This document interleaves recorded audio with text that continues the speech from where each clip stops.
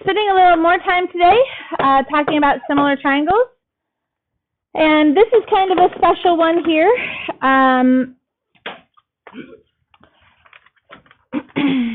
Called the altitude on hypotenuse similarity. And we want to be able to identify the similar triangles and then solve for missing lengths. Again, everything we do is essentially setting up a proportion, you know, something like this where we can cross multiply. And as long as we can identify the corresponding sides, our proportions are going to help us solve for side lengths. All right, so it becomes really, really easy. Everything we're looking at today has an altitude on a hypotenuse. So let's look at this picture. If the altitude is drawn to the hypotenuse of a right triangle, and so what we have here, I have this big triangle ABC, and triangle ABC is a right triangle. And that's important to recognize. We know that it's the right triangle because we've got our little box in the corner. So we got this great right triangle. And then we're drawing an altitude to the hypotenuse. What an altitude does is it comes in here and it drops from that right angle, it drops down perpendicular to its opposite side. And so here we have this altitude, and what we've created now are two little also right triangles. And what we want to understand when we look at this is that here I have this, like, okay, I'm going to call this the small and the medium triangle. And then, of course, we have the large triangle, all right, is the big one on the outside.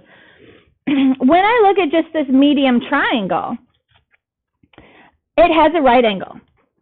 My big triangle, does it have a right angle? Yeah, it has a right angle, okay. Now, also, they share this angle A. And so the large triangle, I'm just going to call it triangle large. Triangle large is similar to triangle medium. All right? Why? Because it's angle-angle similarity. They have two angles that are congruent. They have the right angle and that angle A. Now, it turns out that if I look at my baby triangle, the small triangle here, does it have a right angle? It does. I didn't mark it, but it's right here, right next to that other right angle, okay? So it has the right angle, and the big triangle has the right angle. Does the big triangle and the small triangle, do they share an angle? Do they have another angle in common?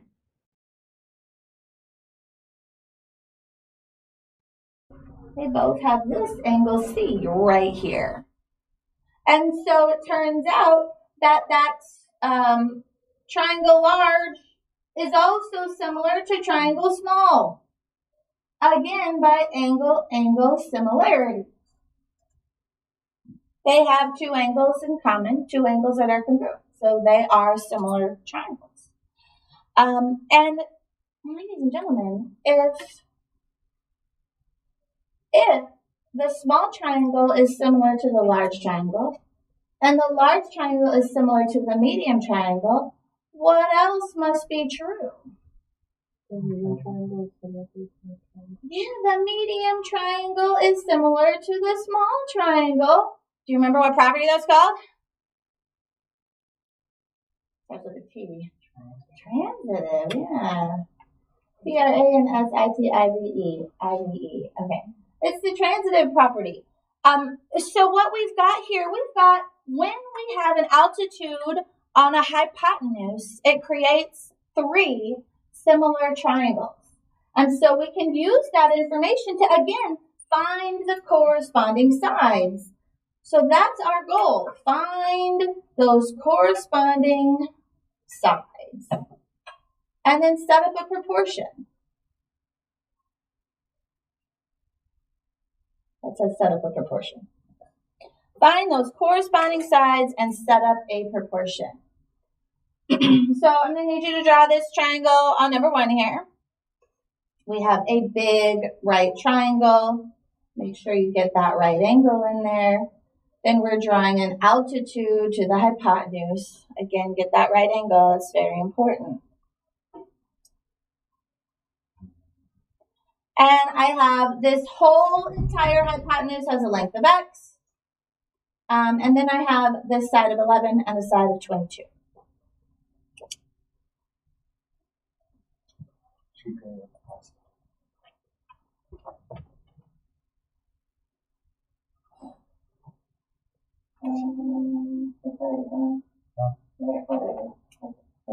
All right. So we have information about 2 triangles. So first, I see this small triangle.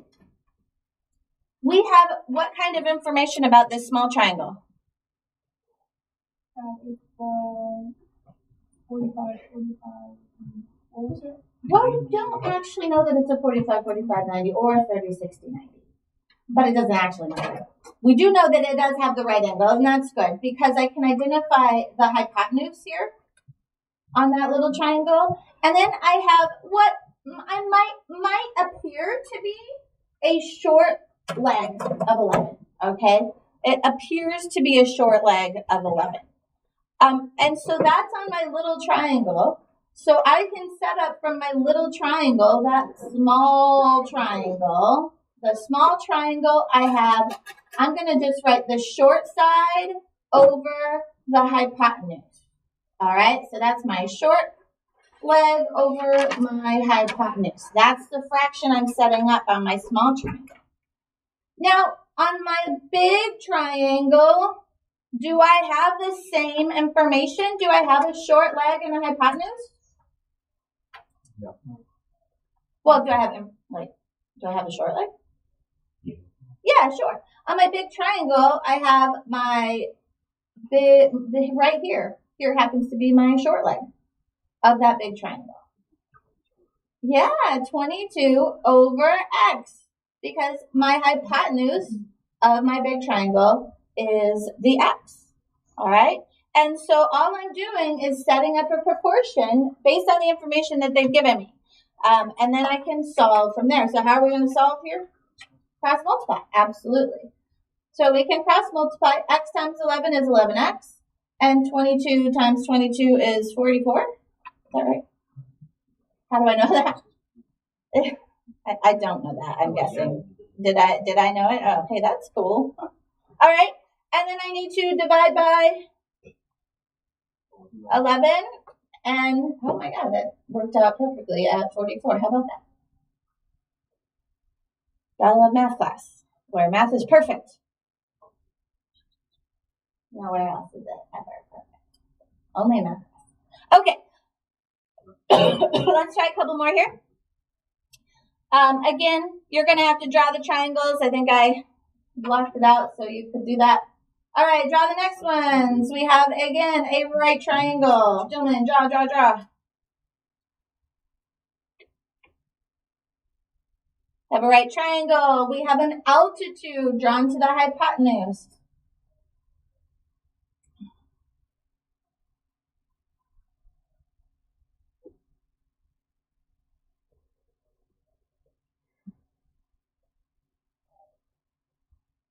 We have an 11 and a 33 and an x. So again, because it's altitude to hypotenuse, it automatically creates similar triangles. So we can find corresponding sides. When I look at this triangle, I have information on the small triangle and I have information on the medium triangle. I got a small triangle and I got a medium triangle. So tell me about the small triangle. What sides do we have on our little small triangle? What would you call those sides that they've given us?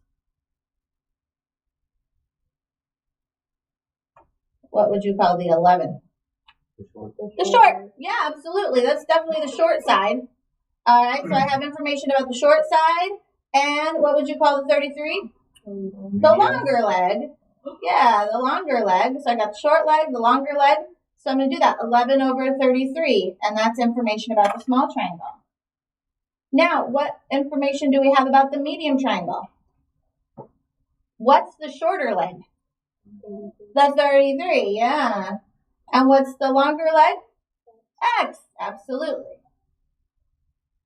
All right, so again, it's just seeing, hey, we've got now this 33 now is the short leg on that middle triangle, and the X represents the longer leg.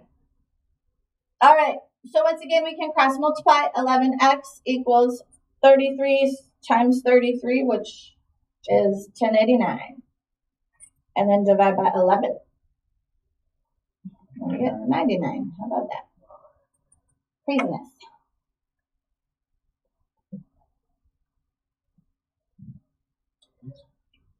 This is all we're doing today. It kind of is. Like just being able to set up similar triangles. So this is one of those really special things, and it leads us right into trigonometry, which is our next lesson.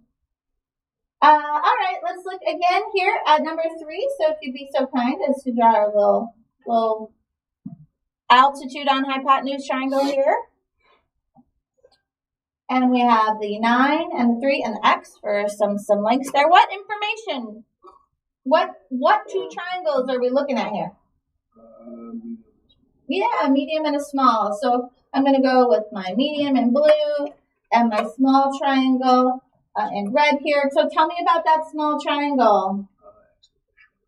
Okay, so we got the short leg and a longer leg. All right. So we get X over 3 if we did short over long. Okay, and then the medium triangle. 3 is the short leg and 9 is the long leg. How about that? So pretty easy to sort of recognize. There is, in Delta Math, there is one, I think maybe 2 triangles that pop up where they look pretty much symmetric. Okay, if you need help, I can redraw that picture just to sort of give you a better hint here. All right, we can cross multiply. 9x equals 3 times 3 is 9, which means x equals 1. All right, beautiful. All right, you'll notice on these problems, they had some like sort of repetition going on when we set up our proportion. Do you see that kind of repetition happening? Okay. So when we set up proportions, there's some special names given to the parts.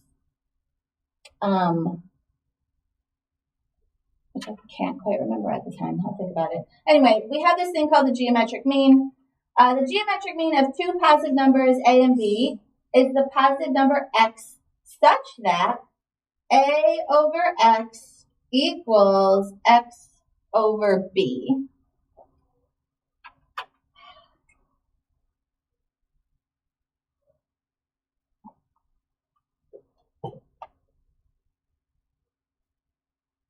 Special name. These are the means. There's when you set a proportion, in these 2 positions, I'm pretty sure it's called the means. And then the A and the B are, I can't remember, oh my God. All right, I'm feeling very old right now. But we're going to cross multiply these anyway. X times X gives us X squared. And then we would multiply A times B. So we would just write AB because that's what that means, A times B. And then how do you get X by itself? Square root both sides, yeah. So we get X equals the square root of A times B. And so what we basically have here is, if you're ever asked to find the geometric mean for a pair of numbers, and they just give you a pair of numbers, all we have to do is use this little model here. X equals the square root of A times B, where A and B are those 2 numbers that they gave us. So X equals the square root of 6 times 30. If I'm simplifying square roots, I need to break things down. So I'm just going to avoid multiplying that. Instead, I've got 6, and I want to break apart 30. Can I break it apart as 6 times 5? Yeah. And then when I am taking a square root, am I finding pairs of numbers? So I have a pair of 6s. One gets shot and one escapes. I never told you the full story about taking square roots, but it's pretty rough. People die. All right. So we get 6 radical 5. So just looking for those pairs of numbers. And then I know that 5 doesn't break down anymore. There's no perfect squares in there. All right. I don't want to do any more of those because I just don't care about that. It's a formula that I hate. I hate formulas. They aren't helpful. Let's do a couple more here. We've already done a bunch like number 8. Again, these are just the same. They have a special name, geometry mean altitude theorem. It's the same thing. We have an altitude on a hypotenuse. We have similar triangles. Let's just set up proportions. That's all it is. And she split it up into 4 different things, but they're not. It's all the same. And we just need to go flow here. So let's look at number 9. On number 9, we're given information about what? Which 2 triangles do we have information on? We have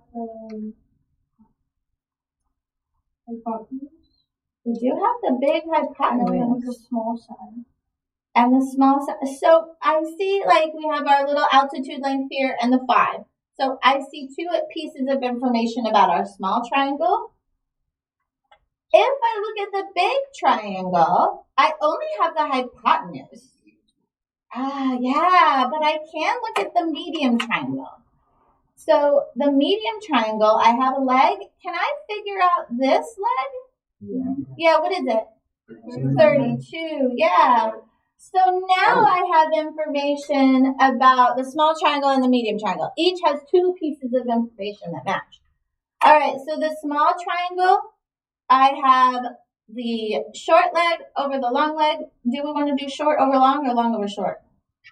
Long over short, okay. Long over short, that'd be x over 5 on my small triangle. All right, so what should I do for my medium triangle?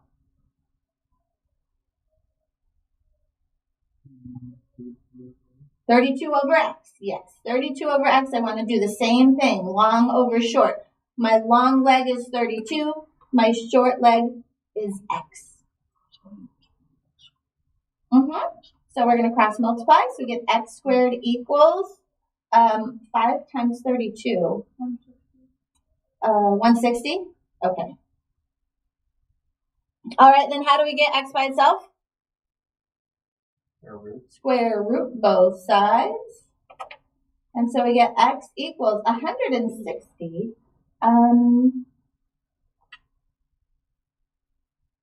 Okay, I can break that down. Let's see, 160, isn't that 16 times 10?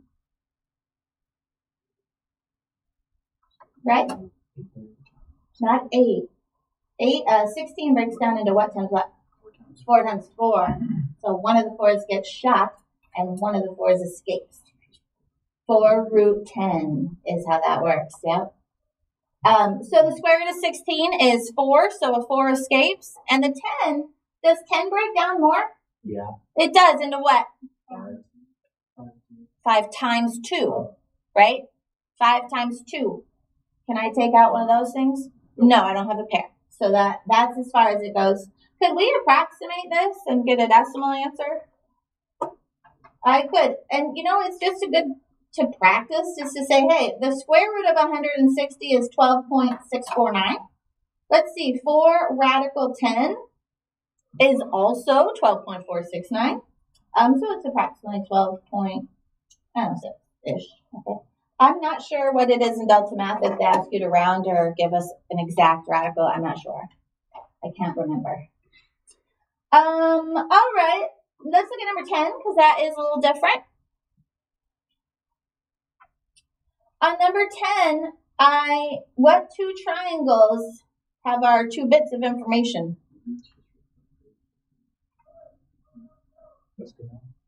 Mine is Yours is different, yeah. Can you cross out your turn and redraw this on the side over here? Sorry, I should have. Yeah, go ahead and cross that out and draw it. Draw it on the side, the margin is fine. Sorry. Yes, I made some changes.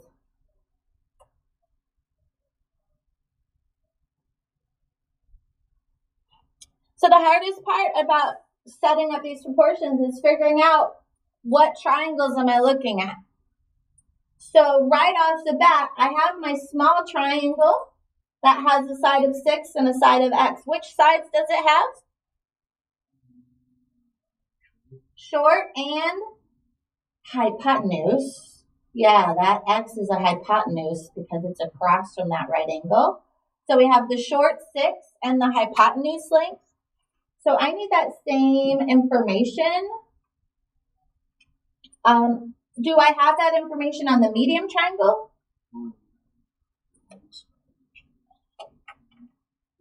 Okay, it's true. I could figure out that this is 18, but that's the only bit of information then that I have on the medium triangle. Does that make sense to you? I only have a long leg, which I didn't have on this triangle, so that doesn't match. So you have to step back and say, hey, I don't have enough information on the medium triangle. So what's the third triangle? The large triangle, yeah. So look at my big triangle now. What information do I have on the big triangle? Yeah, the x and the 24, the short leg and the hypotenuse of the big triangle, okay? So we do have matching information. So on my little triangle, my short leg is 6, my hypotenuse is x, and on my big triangle, the short leg is x, and the hypotenuse is 24. All right, so it's a little hard to figure out. Let's see, x times x is x squared, and 6 times 24 is 144. And how do we get x by itself? Square root, both sides. What is the square root of 144? 12. Very good. It's 12 times 12. So again, one gets shot and one escapes. All right. Or you can just put that in your calculator, square root of 144. Yeah. All right, number 11. Please redraw or fix the numbers on number 11, I think is all you needed to do. To a 26, a 3, and an x.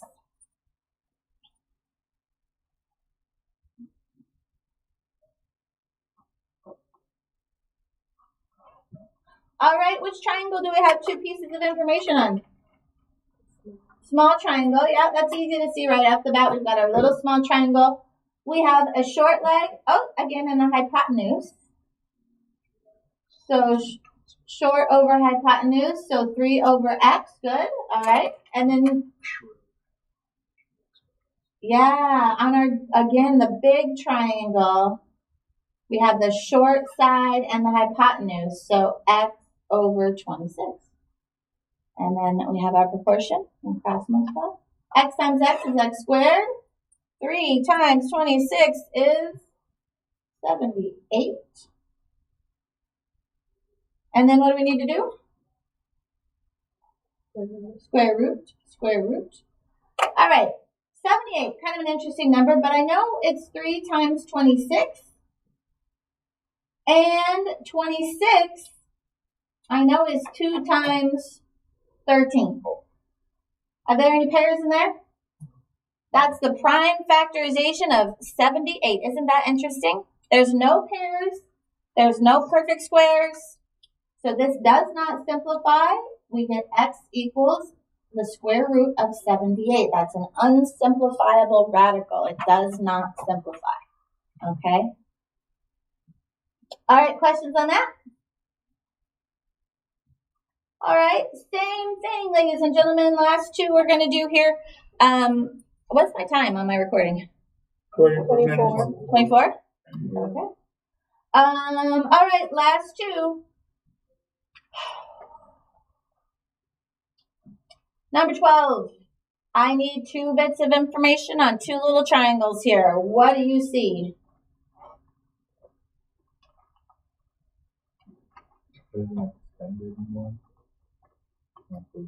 Well, let's start with the baby triangle. Do I have 2 bits of information about the baby triangle? No. Okay. So we can ignore the baby triangle. Let's look at the medium triangle. On the medium triangle, what do we have? 24 and the x. So we have a long leg and a hypotenuse on that medium triangle. So I could do 24 over x. That's the long leg and the hypotenuse. Wait, can you add 24 and 2 to find the big, find the hypotenuse? Absolutely.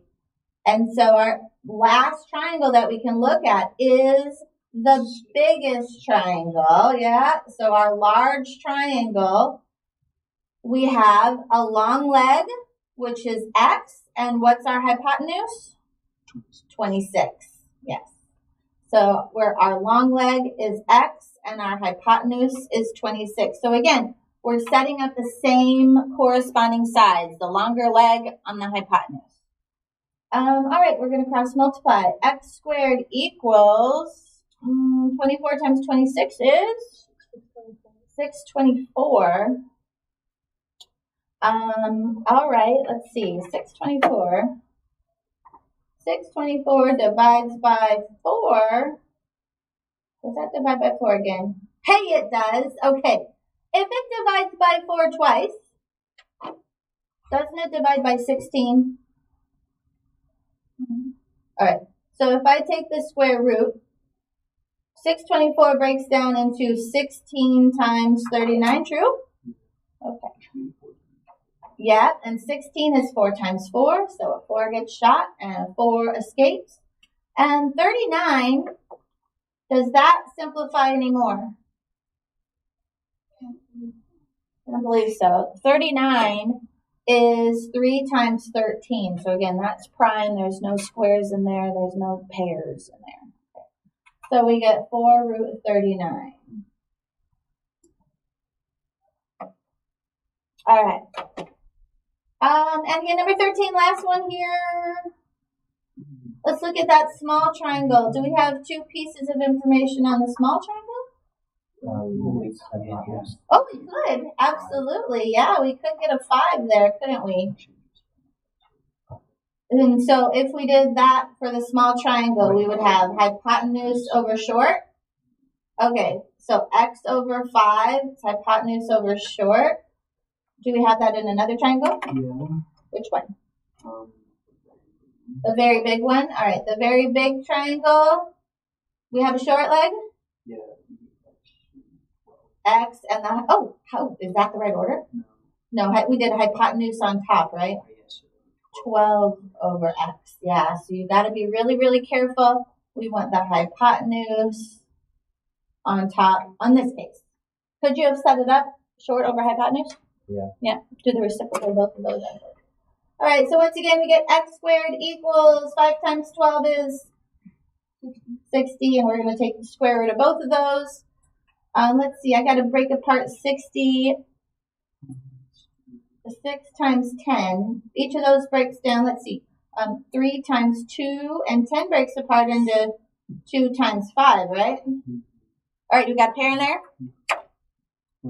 Yeah, we got a pair of 2s. Got a pair of 2s. 1 gets shot and 1 escapes. What's left inside the radical? 3 times 5, which is 15. Good. This is my favorite way to break down radicals, is just always go down to like prime factors. You'll always get it right if you do it that way. So, all right, do you guys have questions for me? Totally cool. So find those triangles is all you got to do.